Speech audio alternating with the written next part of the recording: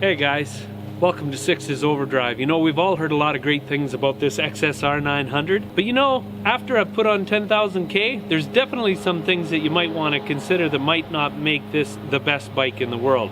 So I'm going to get into it today with you. The 10 things I hate about the XSR 900.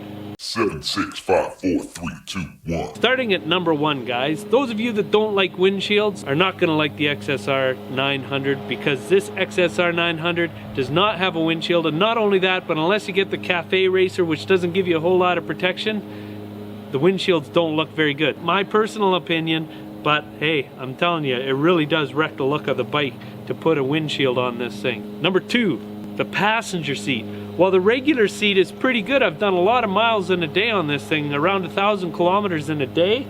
That back seat makes it really tough for my wife to come on little trips with me.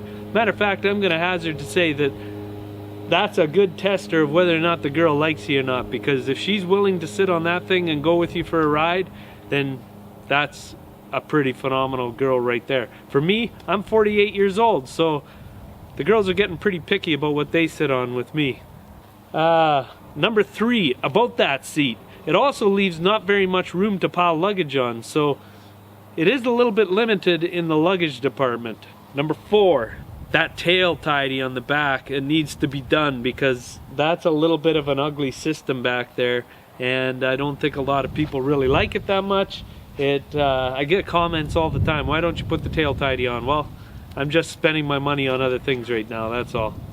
At number 5, it's this gauge. Well, this is a great gauge for a retro looking gauge.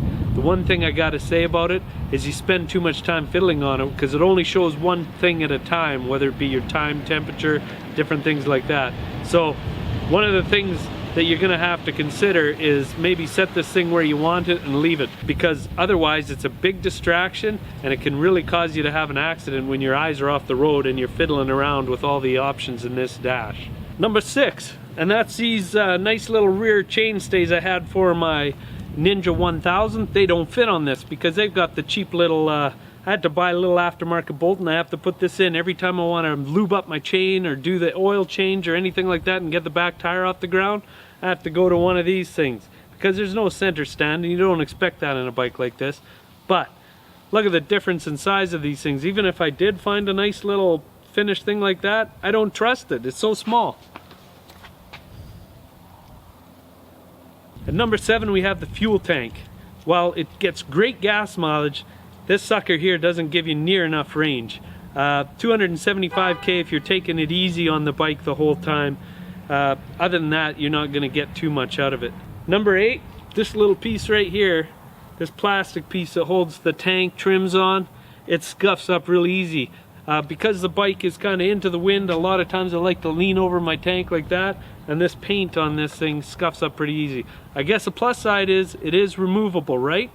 Number 9, even by backing off the throttle, you can't change the throttle modes in this, and I guess that is a safety thing, so it could be a plus, but there's a lot of other bikes that you just back off the throttle, hit the next thing to turn off your traction control or whatever, and away you go.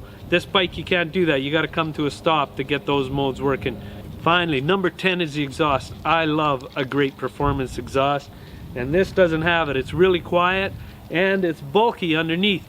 You can see it when you look at it. There's this big black canister which they paint at the start, but that paint starts to chip off and wear off, and pretty soon it gets dirty, and then you can see it really well. Now, to get an aftermarket exhaust on this thing, it's going to cost you a lot of money, because that catalytic converter down there, you have to take that off, or you got to weld on a slip-on pipe.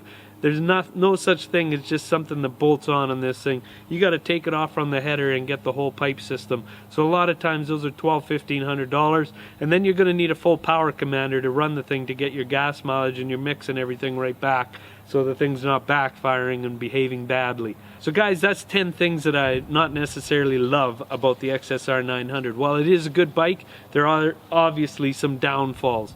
So guys, if you like this, remember to share, like, comment, and subscribe. Until next time, this is Six's Overdrive, and I'm out of here. Bye-bye.